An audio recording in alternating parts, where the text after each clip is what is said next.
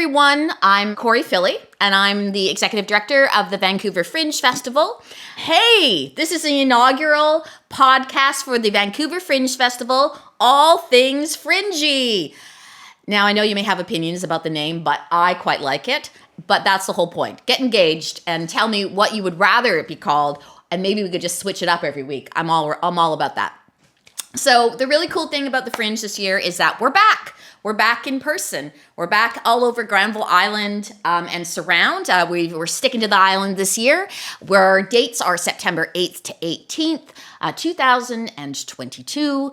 And we have what I'm calling 8.5 venues, 4 site-specific shows, 3 digital shows, and all the way from here until the actual Fringe begins in September. We're going to be doing these podcasts, and then through the Fringe, we're going to be doing podcasts every day.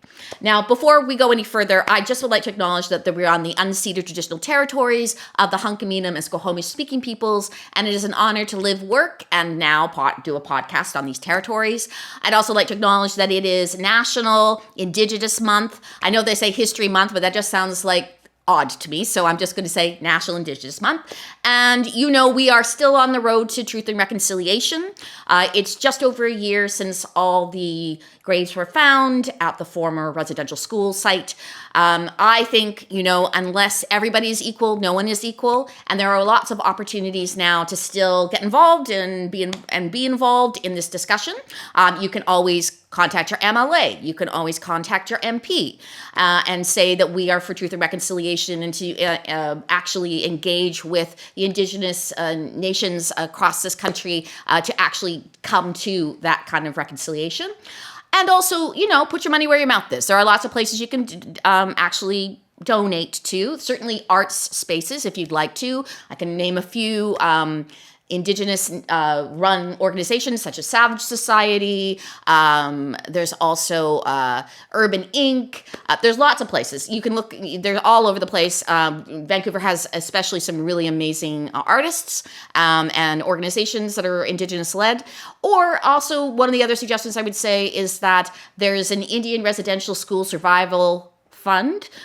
If you go to the IRSSS website, you can see how to donate there. And really, let's just try to make sure that every voice is heard and that we actually do fulfill the promises that came out with the Truth and Reconciliation Commission almost 8 years ago. So very important for that. Now, nobody knows me out there. I come from an arts background. I'm a theater hound from long times ago. I am slightly political. Sometimes I veer off into that land. So I just want to warn people, I don't actually hold back on those kind of conversations. And you will have opinions about things too, which again, please engage with me. That's why we're here. I also sometimes have slightly a potty mouth. I do try to restrain it in public spaces, but every once in a while, the language is adult. So I just want to say that to you. But that's not what I want to say to you about today. So I first of all want to acknowledge that I am in the room with the Burkeville Productions group, Marvin and Ken, who are doing all this. Yay! And also, I was supposed to actually interview a very well-known Fringe artist who I hope will be back, TJ Daw, but he not only got the date mixed up, he got the week mixed up. So in the end, at somewhere around 8 o'clock this morning, which is not my best time, he told me that he couldn't do it. So I reached out to my very, very dear friend and colleague, Julianne Saroyan. And so she's here today. And so welcome, Julianne. Hi. Thanks for inviting me at the last second. I love, how much I love an art emergency, right? This is an art emergency, perfect example of an art emergency. So I'm sorry that TJ isn't here with you today, but I am. So I also wanted to say, yes, I'm a little political too, and I might have a potty mouth as well. So is it your first podcast? It is my very first podcast. Yeah. Oh my God. But it's not really, the wealth of experience over there is like immense. This is not your first rodeo, shall we say. No, very true. Very true. The Fringe is restarting after 3 years to give kudos to the people who are actually in the last couple of years, dealing with it. One, in 2020, they did a staggered festival and then were shut down. Like everybody was shut down in November of 2020. They couldn't even have people there in any of the venues. And then again, last year, they were ready to go kind of full force as much as they could, but then of course COVID, was horrible in the spring of 2021, and eventually they did a reduced festival, and they did that, right? I think they had 18 artists and 2 venues and a week of activity. But the Fringe is like a kind of a and I mean this in the nicest way possible. It's kind of a monster, and when it cannot be contained, and it felt very not realized, given what it usually is. And so we're actually moving into what I'm calling the 3/4 festival, because we're really keeping our capacity to where the Fringe lives, which is on Granville Island. That's where our offices are, and the surround, and really trying to engage our partners this year. Well, as you know, Jay. So I'm super interested in what's going to happen at the Fringe this year, especially with COVID and everybody working so isolated. I'm super interested in how that has changed their work. What do you think about that? Because like what I remember from the Fringe, everybody has their Fringe story. It's awesome, right? Like you're gonna hear all of them. Yeah. Because you're gonna stand at a place for the whole Fringe festival. I can see it now. I can visualize, and you're gonna like hear everybody's Fringe stories, and somehow we're gonna have to capture all of these. But I'm curious about the art, and how what that means. Like some of your artists that have been, successful lottery winners through the process are creating super cool stuff. They are creating super cool stuff. And it's always, the one thing about the Fringe has always been this sort of egalitarian idea of that everybody can apply, and then you have a lottery. So then it's by chance that you get in or chance that you get out. But, we actually were really lucky this year because we did do a lottery on May 6th, which you were at the Liberty Distillery. Shout out to Liberty Distillery, and who should give us a sponsorship. And and then and we had a really great time, and we chose, we had some deferred artists from 2020 and 21, and then we chose, I'm going to say, another 30 people on top of that. And what was great is that, like lots of things, we were able to mostly get in every single person. We had a few people that were like maybe 20 of them, but through attrition and people's ability to actually do the work, we are able to, come up with the number of people now that we just really wanted to make sure that we had that space as much as we possibly could for people, right? Yeah. I know you were really conscious about that throughout this initial planning stages of a new, it almost feels like it's a refreshed / new festival for you right now, right? Like, because, you're new, but you're dealing with this tradition and the concepts of that have been, Fringe and independent artists are such an important voice that haven't been heard for a little while. It's so true, right? It's like so few places that actually like the Fringe circuit. For those who don't know, there's a Fringe circuit called CAF, which is Canadian Artists of Fringe Festivals, and they go across Canada and into the States. And the opportunity is to provide almost from, like early spring all the way till like late September, opportunities to essentially have the amount of performances it needs to actually, take a piece and actually mold it and create, what you actually wanted to do. I mean, it kind of demands audience at one point when you're working, especially as a performing artist. And that's what the Fringe does, as well as give exposure and opportunities. And in a way, also, it's unto itself. It's created its own culture and environment of artists who have become really embedded within not just the Fringe circuit, but within people's and audiences' expectations of going to the Fringe.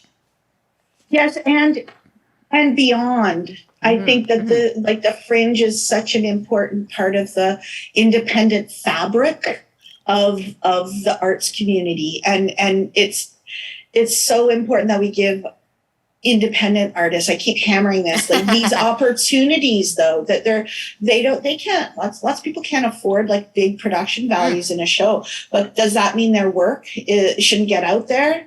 No. Like can we talk about one of the most exciting people that I did have to do a woohoo out to? Is that okay? Yeah, sure. Who?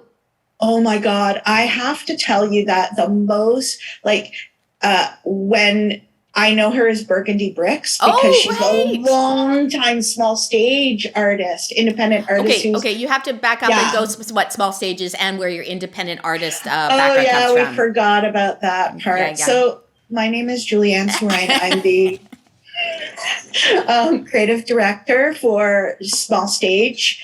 And Small Stage has a long history of presenting independent artists for the last 20 years, primarily dance, but has leaked into, my gosh, even at one point we had a comedian, music, lots of music, because it connects with dance. Music connects with dance, all kinds of dance. And Corey and I, in your previous position, we've worked many times collaborating. And over the years, I've had the privilege of my career has been able to help independent artists and give them a platform and get them doing stuff. And one of those people is Burgundy Bricks, who I first met as a burlesque artist, like a long, long time ago. She came into town.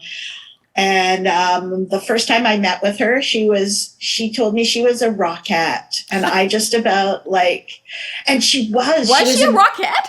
Yeah, she was in the touring show of the touring Christmas show of the Rockettes. And wow. I mean, looking at her, you can imagine that. She's all legs, but my goodness. She's all legs. And she's had such a similar path that I have, like growing up in the Midwest. I mean, I was in Ontario, she was in the Midwest, and we both have degrees in dance. And she was a classically trained dancer as well as lots of other things, and went to school and then popped out in New York and became a burlesque dancer and eventually made her way. And I think there's that political thing we were talking about before. That's, people move for various reasons. And Burgundy and her husband moved to Vancouver and started Kitty Nights. Right. Yeah. Another Vancouver institution, since she's stopped that. But I'm so excited to see this next chapter. Yeah, and it came out of a really, really difficult time frame for her because this was her. I mean, I don't think I'm giving anything away, and everybody should go see the show. It's called The C Word. She had cancer, and over the last 3 years, and it's sort of it's her journey, really, of that, right? Especially as a burlesque dancer. And totally, that's what I was kind of referring to earlier, where like people's art has changed during COVID, and they've really dug deep, and the ones that are still standing are doing excellent work. And I'm super excited to see her show. Well, I'm always interested when, there's some kind of trauma, for lack of a better word, that has happened. And certainly I think we can all agree in various shapes and forms, COVID has been a trauma, that has really affected everybody, obviously, across the board. And then what happens to art at that point? What do we do as people who are, I'm an artist, you're an artist too, on top of actually presenting people or producing things. And so how does that actually affect our work, and how does that affect how you perceive things and the perspective? It's very interesting. And then the work that sort of starts trickling out. And in a way, I always think it's kind of this first launch after something like that is interesting. And then you do see this sort of richness develop in the years after something, because the ramifications and the meaning of it becomes deeper and deeper for people as they see what it is. It's harder to do it when you're writing the book in the middle of it. You know what I mean? When you're actually in the midst of something happening, it's hard to actually have a reflection about that, other than, oh, it sucks or whatever, I know it's really interesting, because are we in postmodernism? Are we in contemporary arts? I don't know, like, what age of art that we're in, because we're writing the book right now. Yeah, I think so. I think the word. Right. I think the word hasn't been invented. I think we've done. It's like postmodernism. And also in different mediums and different disciplines. Those mean different things to people. like Totally, where totally. modernism begins, for like architecture, and where modernism begins for visual art, or modernism Yeah, begins for dance. Very different time frames. totally. Separated by quite a number of years actually. So it would be weird if we came up with one that was actually encompasses all of that. Yeah, I was thinking on the weekend actually about all this in terms of coming out of the world wars or going into the world wars. We had cabaret and lots of political uh, messaging in cabaret shows because of what was happening politically and socially. And I'm curious to see how this might manifest in some artists' work. Yeah. Again, with all the issues, Yeah. I'll say, we're having in the world right now. And there are a lot. And there's a lot. And it's like what that means again. What does it mean? How are we going to see it come up in people's art? And, Burgundy Bricks is a perfect example of how, like, I remember this one awesome piece that she did. And, sometimes we do things as curators, Corey. Yes, Julianne. We don't know what it means in the moment. Yeah. But afterwards we feel the impact. And I remember this piece that Burgundy did about was in the early days, and nobody wanted to talk about the downtown east side women disappearing. And actually she did this piece where she had masks on her face of like the 27 women. Wow. Remember? Yeah. And now we know there's like so many more. Many more. And there was a burlesque piece, and she would like take these masks off and then put them on this skirt she was wearing. I remember this piece. Oh my God. It was I didn't think it was so controversial, but it hit people really hard. I thought, my perception was that, we need to think about this, everybody. And so I put it as the last piece on the program and let people walk out with that. And some people got really mad at me. Some people got really angry with Burgundy and didn't quite get that piece about what she was trying to say. But it was such an incredible example of an independent artist. Yeah. Touching on a political statement that was so important. And I'm curious if we're going to see more of that in people's work now. Well, yeah, and it's very much in the zeitgeist, the whole conversation around who gets to tell what stories, right? I mean, I don't have an answers for that, by the way. I mean, it's very out there, considering especially the last couple of years where everybody, all the, the social injustice that we live with has sort of come to the forefront, and people are really wanting to claim their own stories, which is, I mean, that's been true for a while, but I just mean it's very out there as part of the discussion now, which I think is incredibly healthy, and also not resolved. Like, this is not a resolved conversation, because it's, we have so much, the decolonization of things, it takes such a long time to get there. And the conversation is, and this is part of that conversation, right? Yeah. It is part of the conversation. Actually, you and I were in a meeting yesterday, and I was so interested about something that happened in that meeting with Indigenous protocol, that you kind of, in Indigenous protocol, as I understand it, everybody, as I understand it and relate to myself, I'll say that it's really interesting that when an Indigenous person introduces themselves to you, they talk about their family and where they come from. And the meeting that we were in yesterday, that happened. And I thought about it really hard after that it places us in time and history and where we come from and our perspectives and how we want people to see us in the world. And what we say is part of that story and the narrative and our perspective. And I'm super interested in how this is going to come out of people.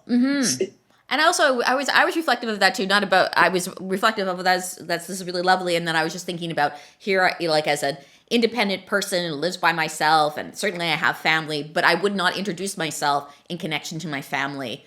really most of the time. Those are the other conversations that I would have, like, oh, where's your family from? Like, oh, you know, my family is all over Vancouver, by the way. Everybody was born here, which is unusual. So I'm just going to say that out loud. But it is a very interesting thing, but I think it really made me think about ties and commitment and like the larger picture of how we all see ourselves and very it was very respectful of that experience in a way which I don't know is true of. If people cannot see me, I'm a white settler, so my family is English and French and Irish, mostly French and Irish, and it's just a very different way to express experience and placemaking and who I am and all that. Corey, I'm really excited to talk to everybody about our trip to the UK because this was a really important, like, professional trip that we took to the UK. And thank you, Canada Council, for believing in us. They don't know it yet, but they spawned a lot of new ideas, and we are going to, like, refer to this trip forever. But the first thing that happened upon landing is Corey and I deadheaded it for Edinburgh. For Mecca of Fringe. Let's face it, Edinburgh is Mecca of the Fringe festival circuit. Everybody who's anybody internationally knows about the Edinburgh Fringe. And if they don't, I don't know what to say. I don't know why they're listening to this podcast. That's what I would say. Go find out. Yes. But we went, and it was such an amazing experience, wasn't it? Even though the festival, I mean, we were there for 24 hours. Yeah. That it was an amazing experience to hear what they do, even just, and be there in that city. Like, yeah. And also, like, start you off on your new job. And right? when we got off the train, which Edinburgh is just a big hill, by the way. It's just a big hill with cobblestones, which is beautiful. Big hill with cobblestones, but it's big hill with cobblestones. And we ended up in the train station going, oh, I think we're just over there, and ended up hauling our asses up a boat. It was like the grouse grind with suitcases. It was really hard. And after like 24 hours of traveling, I just want everybody to know in the world that, and I know this is coming from a Canadian girl who's never been to Scotland before. That was my first time in Scotland. Which is amazing. You've traveled a lot. I didn't know there were hills. Not like because that. I would have picked a different hotel.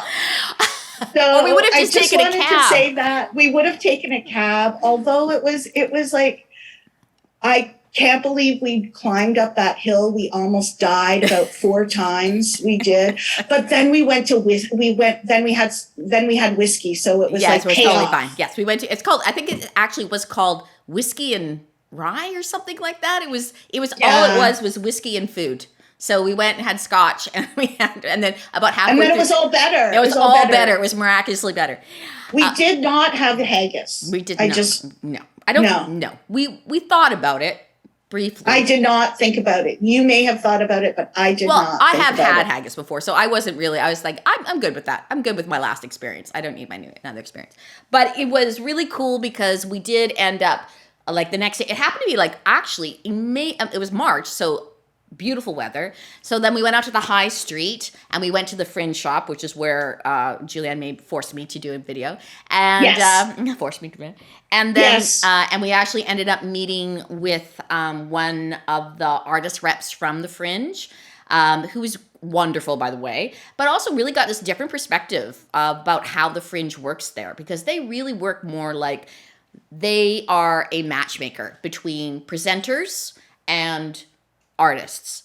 So keeping in mind that we are a big theater festival here, or we consider ourselves a big theater festival here, and we have 40 to 50,000 people who come over a 10-day period. They have over 400,000 people that come in a 3-week period. And how it works is that presenters who have venues will book people into those spaces, and then they hook up with the Fringe as part of what the Fringe is going to be. Or an artist says, hey, I want to come to the Fringe, and the Fringe hooks them up with a presenter, or a venue who wants it to be. So it's quite different from our experience of that, but everybody is so in in terms of like the thing, community, isn't it? yeah. Like, I'd say that's what I noticed as, like, your hanger-oner at that point, your wing girl, was that the system is completely different. It's so advanced, like they've been doing it a long time. Yes. They have a lot of people who come through it, and they make a huge impact internationally by doing that. It's very different from the Vancouver Fringe. Just so everybody knows, this Fringe festival isn't the same all over them. They have different nuances to each festival. Just because ours runs this way in Vancouver doesn't mean it runs the same way at the Edinburgh Fringe. Yeah. I didn't know that. No, I'm pretty sure I did not know that either. No. And it was really interesting. So I felt like, oh, I'm slightly naive about how this experience goes and everything, but it was very cool to actually see. Also, I felt very much like when we were there, it was really all about how do we make it happen, which I love, rather than this is an exclusive club that nobody can come into except X amount of people, right? It was very warm and very like, how can inclusive. we help? Yeah, inclusive, I'd say. The other thing that I didn't actually realize is because they have so much impact like that, 400,000 people, everybody, like the tourism industry is so supportive. Like, that is not what happens here. And so these differences were highlighted for me in a new way. Yeah. Like when the when the Edinburgh Fringe happens, they take over the city. Mm-hmm. It is not a take over the neighborhood. It is a city-wide event. Everybody and their dog in Edinburgh goes. Yeah. And like, it is a big deal. Well, I would say you can't escape it. I mean, you're either there, you're in it, or you're not, right? You get the heck out, because it's just going to take over the entire thing. Go on holidays. Yeah, for sure. That would be the moment. Let's go south, go somewhere else. Don't be there. But yeah, it was quite amazing. It was kind of it was a lovely introduction back to the UK after many years. I had not been there. I had never been to Scotland either, so it was very cool to kind of go up there and be there. And then we went to this great, you should say, Kingston on Hull. Oh yeah. So the next part of our trip, everybody, we this is my new job now coming in. Yes. Is I'm the new creative director for the Lumiere Festival, and we're changing it up. It's not going to be just some things happening. It's going to be some things happening. I'm really excited about a lot of things happening. And so that was what we did. We went on and we researched a whole bunch of things. Outdoor Arts Festivals was the name of the game. And we went to Hull, right of Leeds. And then we went to Birmingham. I can't say it properly. Birmingham. There you go. I like to pronounce all of the vowels. And then we went to London, and we had so much fun, but we really were researching and developing everybody. We were looking at different models of things. Yeah. How,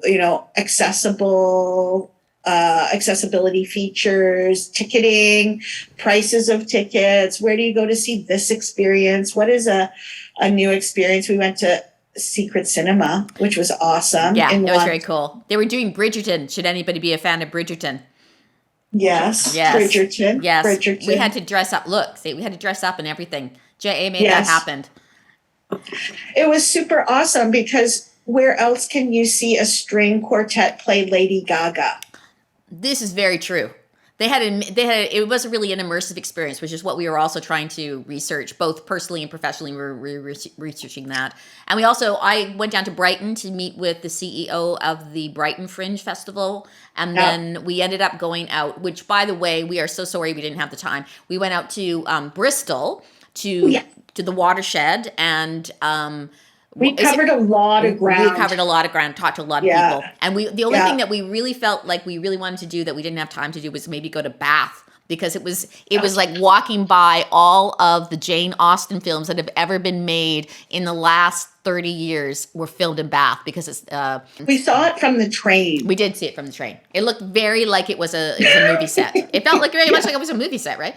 But was really what I thought was really important, and why we were there in the first place really was to talk about how do you merge all these different kinds of cultural experiences, and how do they become, what does community experience mean? And part of what I've always imagined for the Fringe is that, we can't, what is true and what's been hard is that you can't exist in isolation.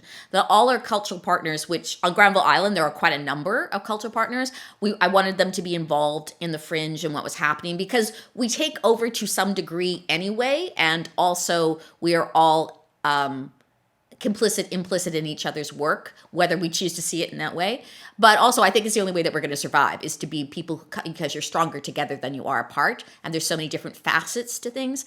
And Lumiere, which Julianne is saying she just became the creative director for, we saw an opportunity to do some cross-pollination during the Fringe. And also to create those kinds of hub spaces that are give-backs to the artists, give-backs to the audience, talk about community in a particular way through art.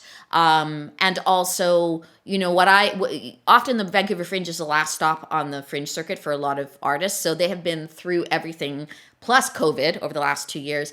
And I really have wanted to know, and I think JA is in the same space that I've been in about this, is how do we support artists more? How do we help them more with development? How do we help them more? Some of our colleagues actually, I'd say, had interesting comments before we left about, oh, you're going to England and isn't that colonial? And after we came back, Corey, I was like, no, we saw different things there. There's different things developing. It's really important that we look to other models in other parts of the world to answer the questions that we have. How do we create community engagement, creative participation?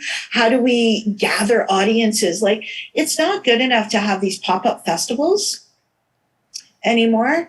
And that's what we're doing. I think we really are, both of us, you and me, are like really conscious of how do we make and create culture in Vancouver in new ways. We saw it happening around in the UK, and how they're doing it and how it's developed. And like, I'm raring to go, because I think this is how to answer those questions is you can't just have a pop-up show at a festival. That there's a footprint of work that happens with artists, that there's a body of work that is created through them, and they can participate in other creative opportunities in the city to build other things, not just their own work.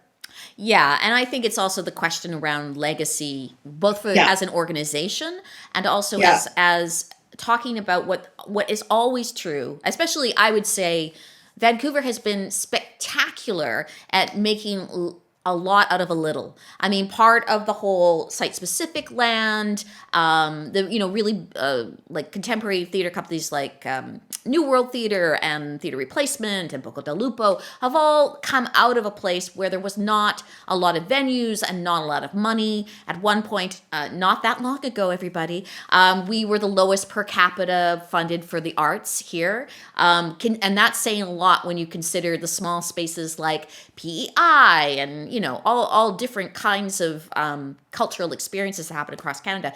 And so people got really good at being able to make a lot of a little. And I think that's terrific. And by the way, I mean, I came out of that generation as well.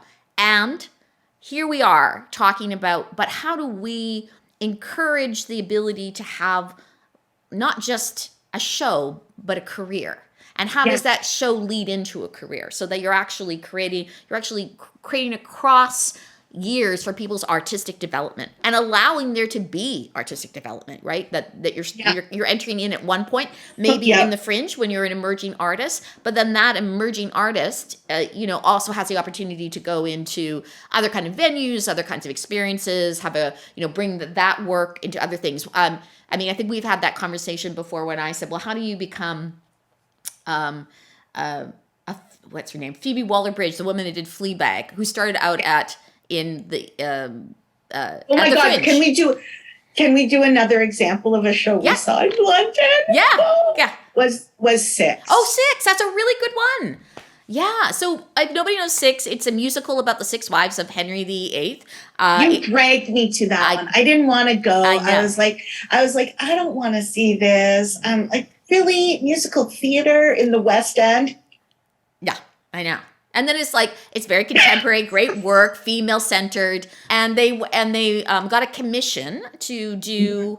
I think they were already this group was all together, and they got a commission to present it at Edinburgh, and then that went on to then have a life in the West End, and then that went on to Broadway, and they just won a whole bunch of stuff and Broadway, but it was all like a very small 2-person production company. And it's had this sort of life of it. And it, when we saw it in the West End, like you start thinking about what that transformation is, right? How you come from, something that where, you have limited production values till I am telling you production values up the wazoo, right? There was a million lights there. It was an awesome It was a very beautiful, an awesome show. It was an awesome show. Yeah. And we even got to take our phones out and record the finale number. That was awesome too. Mm-hmm. But you'd have to go to the West End to see it. And I think that's and the fact that it had this journey through the Fringe festival circuit and what that meant and how does that happen is sheer will and determination sometimes. Yeah. But also the infrastructure therefore makes it to happen because people are looking for that. They actually see Edinburgh and they see the Fringe circuit in the UK as something that they can tap into to actually have a life, right? And there's artistic legacies of where you go and what happens next and who's there and presenters go see you, all that stuff that happens, which of course we don't have the population or basically the 20 million theaters that are in the West End, but or in most cities seems to be in the UK. But the point is that there's actually that that ability, and how do you take some of that and bring it back here to kind of fulfill that, whether that it's Vancouver wide or Canada wide. There needs to be, and there are some Fringe artists who've had very long careers and done lots of things and everything, and been and toured all over the place. But the kind of that level of expectation that you could actually do that, it's not the same here. No, it's not the same. We don't have that. I think we don't have that big break scenario. Though if somebody knows something different, let me know. Oh God, yeah. I wanted to talk about what I'm going to bring back for Lumiere. Can I talk about that? Yes, please do. A little second. Please do. Because what I was really struck by and what I was looking at was outdoor performances that were accessible and barrier-free for the audience and the performers. And something that I noticed significantly was like how many people could be participating as an artist and performing. That's one of the things that I was struck with in both Hull and Birmingham, was that there were so many people that were enjoying arts that were accessible, free, didn't have to pay for a ticket. Mm-hmm. Like I'm thinking about the show that we saw in Birmingham with the mixed ability and different types of sensory, people that were in the cast, and what that meant to the onlookers, the audience, that you could be in a wheelchair and still be a dancer. Yes. You could. Yes. Yeah. I mean, I think both of us remarked upon one of the participants who I'm imagining they have a neurodiverse issue that is in terms of their sensory thing. They had headphones on and they were carrying a stuffed doll, and it was completely like completely woven into the fabric of the whole experience, and as it should be. Woven into the fabric. Yeah, that's it right there. Because it's woven into the fabric of the community, like all of us are. But it all of a sudden it seems so, I know that seems strange to say that as if it's something that never doesn't happen in the real life. In real life, I think it does happen more. In the arts, though we are striving to be there, we're not quite there yet. So when you see it, you're like, that is what I mean. It's just part of what's going on, and the hours that it's spent, not just with people who have any kind of mobility issue or anything, but just the hours those community members spent learning those patterns and this. It was huge. And you remember the woman that we met that was behind us? She's like a teacher of like a special needs teacher. Right. Yeah. And like she was there to see her students perform. And like it is, I mean, just as it's woven into the fabric of it's woven into the fabric of the community to come out and support those people. And so that's what I was really noticing, yes, the art part, but how this creative participation is so important, and the barrier-free access that you could be outside, that you could be, no ticket sales. It's a different approach to art making and producing, but I think it's super cool. And we kept seeing it over and over again as something that was really impactful for people. Yes, because when we were in Hull, which was, it has a maritime background history, and they were doing all these different light experimentations, but light installations all over the place, right? Some of them were active, some of them were passive. What was really interesting was that it's not a particularly large city, but they did it in such a way that people kind of circled, and we went one night and saw one half of it, I guess, and then we went to this other section of the town and saw the second half of it, and it was it had a really great flow to it, but it was also everybody was out, and it was also we should say we had spectacular weather we were having. I don't even think it rained once while we were there. Maybe once. It didn't. It was so we were having in March, which is unusual anyway in England. 15, I think, was maybe the lowest we went out there, and the highest was somewhere around 19 or 20. So we had great sunny weather while we were there. Great weather. Yeah. So that helped too. Like seeing people really came out. If they could come out, they really came out for that. Yeah. And you remember that installation in the middle of Hull? It was in the city square. Yeah. And there was this, I estimated, I think probably about in the neighborhood of 2,000 to 3,000 people in that square at one point. Oh, yes. And that the drone, the sound of that low hum and the lighting effects and the fog mist and everything that was happening was really interesting to see that, and how it made people feel calm, walking around. Calm. You're right. Very magical. Like we don't have those experiences in the public eye very much in connection with the arts specifically. Yeah. Ken, that was the Aurora Borealis one. If you see it, it's light that goes across like this big kind of park. And then it's just like colored light in the sky that's moving across the sky. And it was really actually an easy technology, but it was so effective. It was huge, the space that they were in too. Yeah, it was done by a Swiss artist, and I really sort of got that vibe from the installation.